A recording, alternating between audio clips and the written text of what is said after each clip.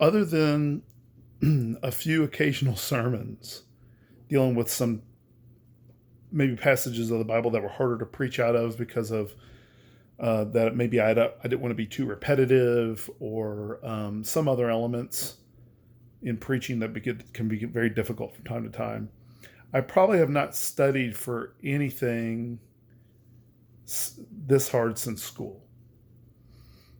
I I remember my last year at school, I studied. I began studying eschatology, and in my year out of school, I studied inerrancy a lot. And both of those things are very valuable, and I was glad that I did it. I've returned to eschatology over and over. It's been a long time since I've studied inerrancy. And it's one of those things that's really to my shame. I really should have studied it harder because it's being challenged all the time. Now, another reason why I had to study so hard is because I had so many presuppositions about Bart Ehrman, and just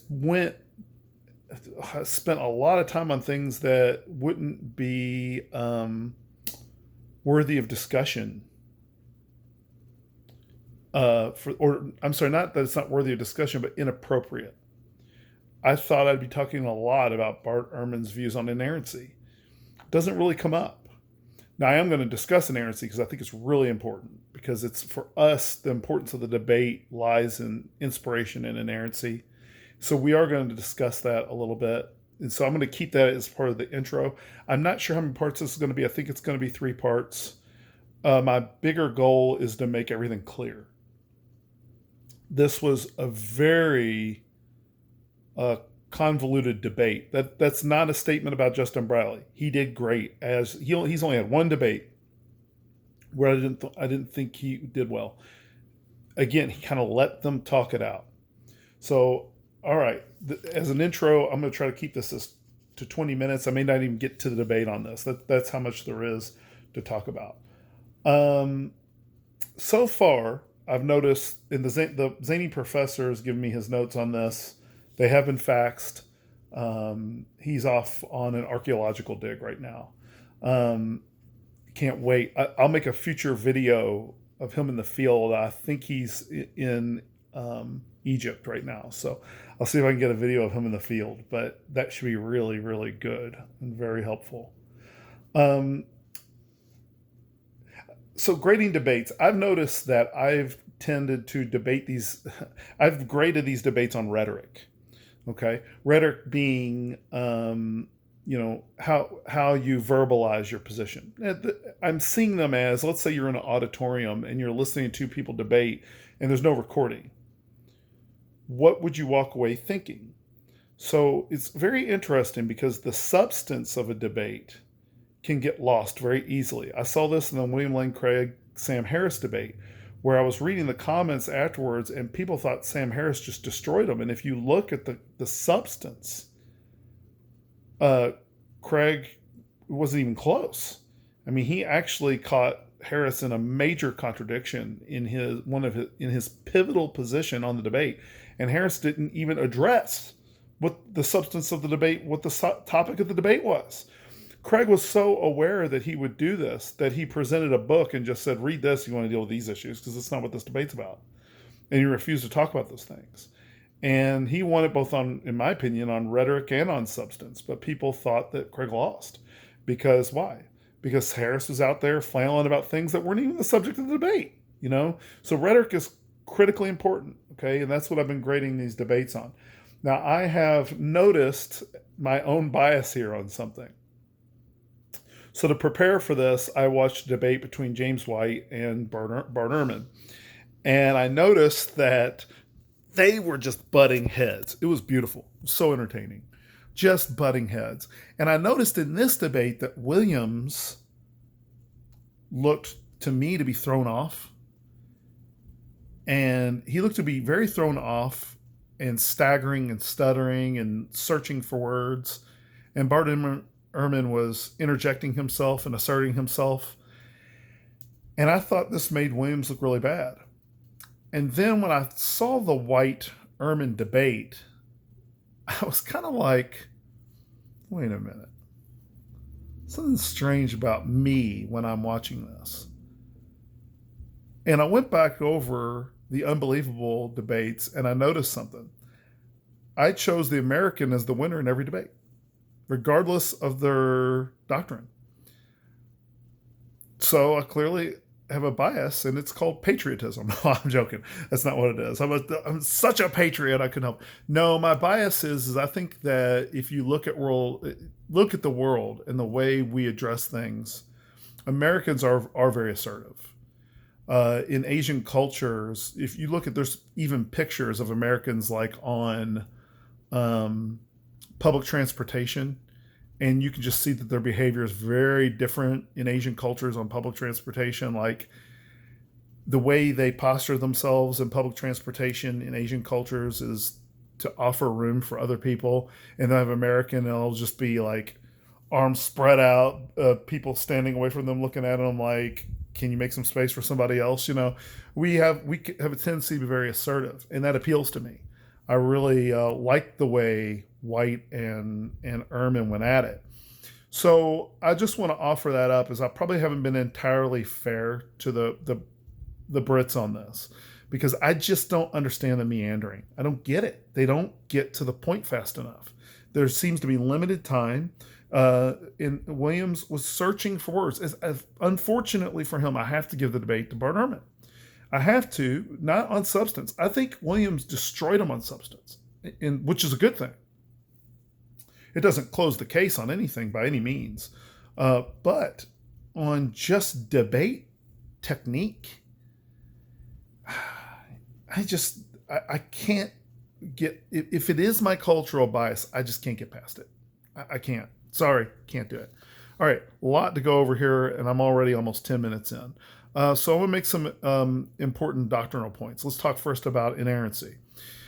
Now, in the background of inerrancy, obviously, is inspiration. Very briefly, inspiration is just that the authors were moved by the Spirit as they went along in their lives. They weren't controlled by the Holy Spirit. There wasn't a dictation going on.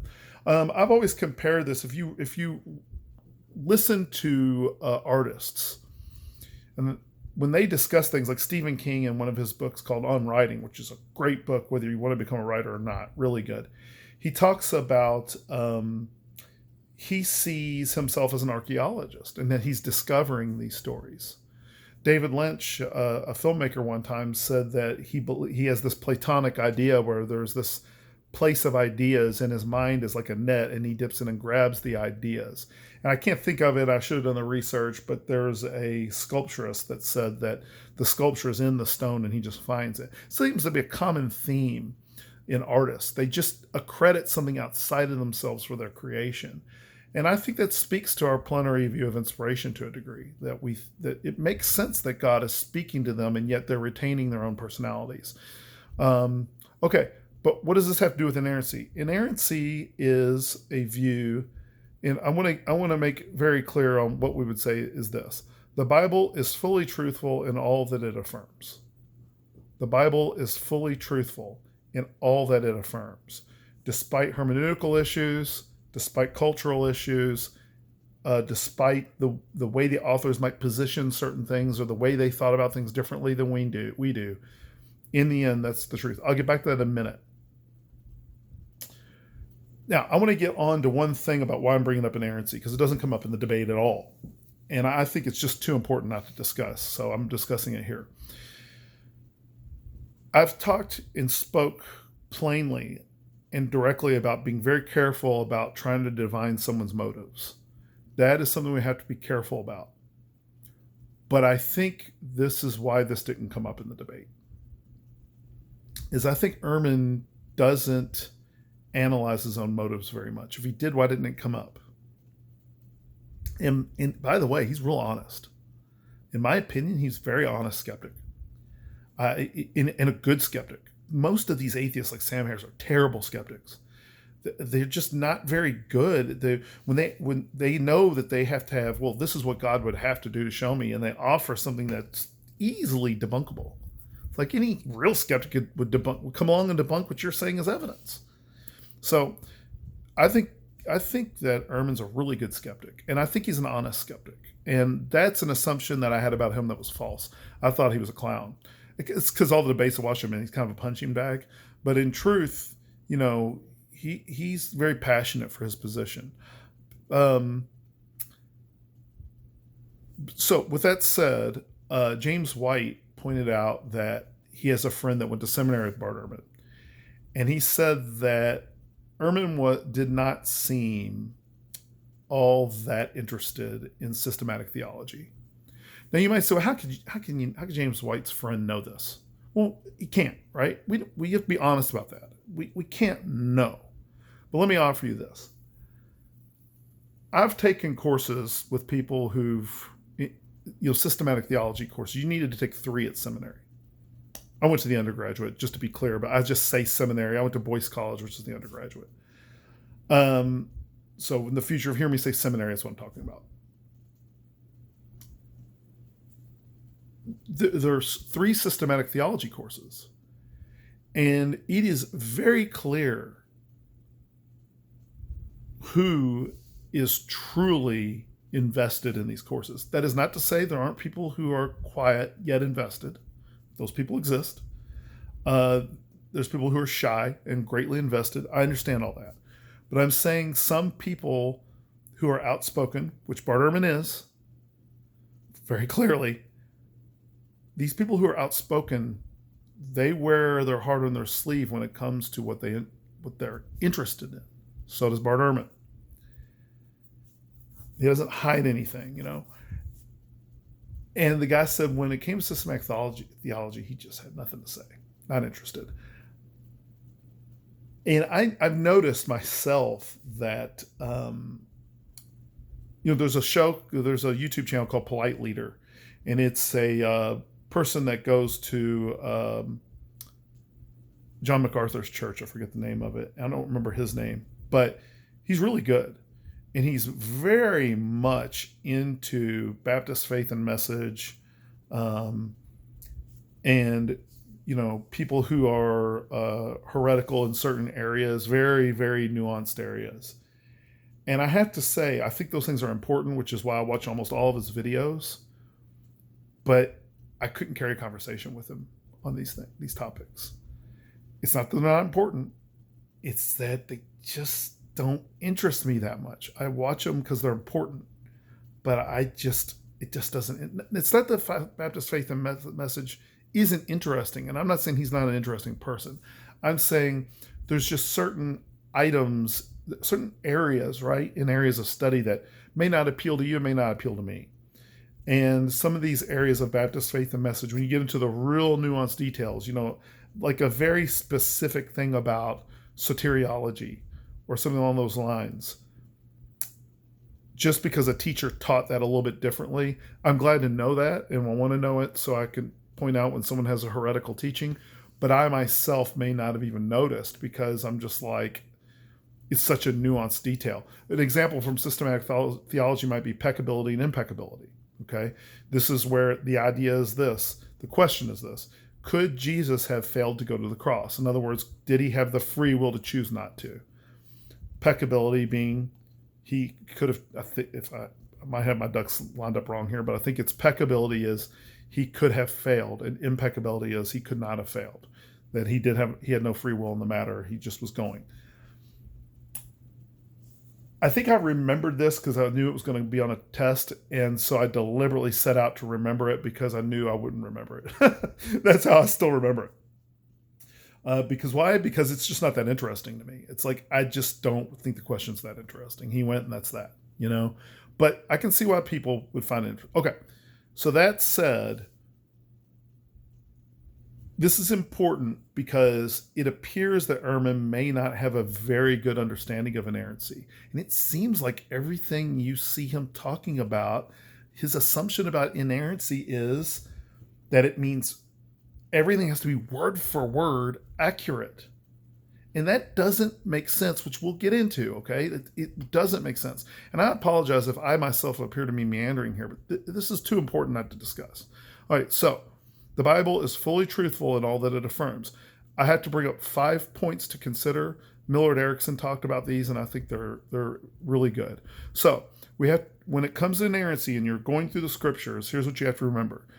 Beware of affirmations and assertions which are not to be conflated with the reported. Because the Bible can report false statements doesn't mean it's affirming those positions. So this is probably a bad example, but in Acts, it talks about what the people and why the people were using a word to talk about the field of blood. All right. What if we found out later that wasn't, that they should have been using another word? I don't know. I guess it's probably not the best example. Would that make Luke wrong? No, because he reported what they said. Okay. So there's people in the Bible that are deceptive, right? Well, the Bible faithfully reports what they said, but it doesn't necessarily affirm that the deception was a good thing or whatever the case is, okay? Number 2, when it comes to inerrancy, we must avoid anachronistic application. That is to say, to understand the Bible in its cultural context. So a good example might be numerology. Sometimes the Bible is focusing on a number for theological reasons, okay? In the substance of the reporting of the number lies beyond the number itself and not necessarily the number itself, okay? So when we say, no, this number has to be 100% accurate, it has to be this number of soldiers, it has to be, the diameter has to be this, the city's way too big in the book of Revelation. That's an anachronism. An anachronism is when you take something temporally and misplace it, okay? So we've taken something today and applied it to then. That's not how they were thinking about these things. Number 3, the Bible should be judged in accordance with the purpose for which it was written. Okay? For example, Mark affirms the deity of Christ, different than John. Now, I'm gonna talk more about that later during the debate because it comes up. But the way Mark, the book of Mark, and the synoptics the synoptics are Matthew, Mark, and Luke. They believe that they're all kind of in cahoots along with Q, which is another document altogether that I'm very dubious about, in my opinion on. But Mark affirms the deity of Christ, but it's taught in a different way than John. Okay, so John has purposes that are different from Mark's. Okay, so we need to respect that, okay? All right, number 4, historical and scientific reports are reported phenomenally rather than forensically, okay? So what's that mean? Basically means this: when they might report something that happened historically on the basis of what they see. So for example, someone might have said this was a large city. And by our standards, we've concluded we don't think it's that large of a city. Well, it doesn't matter what we think. Well, the population of this city was this. Why is that author saying that it's this size? Why is that saying it's big? This city's way bigger. See what I'm saying? I'm not saying anyone's saying those things. That has something to do with an extra biblical account later on that we'll discuss. But the point here is that ancient writers sometimes reported on things on the basis of how they saw them and how they experienced them. That includes scientific realities. In the book of Revelation, the sea, right? The sea and the east. The east and the sea in the book of Revelation if you read those things like science, like forensically, you'll go, well, they saw the east as some kind of detriment. It's beyond in the east, it's just more Asian nations and so forth. Yes, but that it wasn't attempting to report that way. It was attempting to report it how they honestly saw it, and that matters, okay, in terms of inerrancy. And finally, biblical difficulties should not be seen as ipso facto errors. So in other words, there needs to be a little bit of charity offered, okay, a little bit of charity offered. In other words, just because we can't quite justify why the Bible presents something the way that it doesn't mean that it's necessarily a mistake. We might uncover evidence later or may never uncover evidence, okay, as to how things ended up the way they did. And it's fine. It doesn't sacrifice inerrancy at all. I'll bring up 2 texts here to help out. So One, which I don't even think Bart Ehrman is familiar with, is Evidence That Demands a Verdict. Now, this is one of the first Christian books I bought. It's been around a really long time, and if you are interested in this topic, as far as understanding the Bible and how we got the Bible, if you want to know more about that and you're interested in that's the book for you. This book it's a massive tome, but you don't have to read everything. It's whenever you come across difficulties, you can do that. Or if you're more interested in inerrancy, I would suggest this one. It's Millard Erickson, Christian Theology. Again, you can see these are massive tomes. You're not expected to read these cover to cover, right? In fact, I have a Norman Geisler's Systematic Theology. It's 4 books that big, and I've almost read every word of them over time. But the point here is that these are just good books for reference in your library. You have an issue with inerrancy, you could go to a theology. Now, one of those deals with theology, right? In fact, in Evidence That Demands a Verdict, it talks about something that's starting to brush up against inerrancy, and he says, we're not discussing that here. And I was like, good. They know their lane, and they're sticking to it. All right. Finally, I want to talk about one thing is this. When we talk about charity, what I think is a big issue that I'm going to bring up later is the notion of language and the nature of language. There's some assumptions here, I think, on Bart Ehrman's part, and that is that he sees language as univocal. Now, what's that? It's not that he sees it that way. I think it's an assumption that when something is said, that the word is a one-to-one exact correspondence to that. That's not true. And I would have challenged him on that, or at least offered him to give me clarity on what he thinks the nature of language is. Because he talks about lexiconography. Is it lexiconography? But that's not exactly the same thing. And I would have asked him to explain how it is that the nature of language is analogical. That is, if I say the word horse, you in your mind will know what a horse is, and you may not have a visualization of that. But if you were to visualize it, you might have something in mind. It might be an old black and white photo. You may have owned a horse, right? When I say horse, when I think of a horse, I think of something different, right? Although we may have 2 totally different things in mind, we both know what a horse is. This is fascinating. If you really stop and think about it, it's really quite fascinating. All right, this video is running long, so I just want to say that as far as I'm concerned, when it comes to this point in the debate that we'll get to, the nature of language is quite malleable and has multiple meanings and so forth. And so that seems to be something that never is directly addressed in the debate, in any debate I've seen with Ehrman. And I think it's important, and you'll see, I think becomes critical in understanding oral transmission. Big issue comes up. And again, I apologize if you get to this and it doesn't all entirely make sense. But even if you watch the debate yourself, you would have to watch it multiple times, because they're getting into some really, they're getting into the weeds on this, and it's really good.